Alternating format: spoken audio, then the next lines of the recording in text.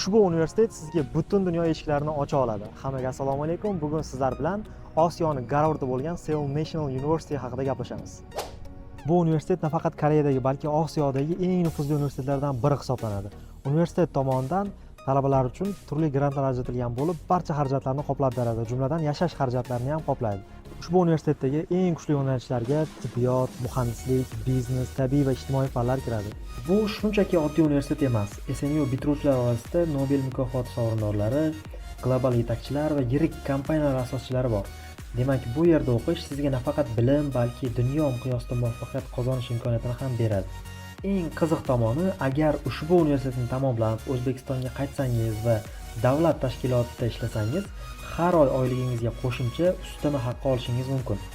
Bakalavr uchun eng kam ish haqining 30 barobar, magistratura uchun 40 va doktorantura uchun 75 barobar miqdorida qo'shimcha ustama haqqi olasiz.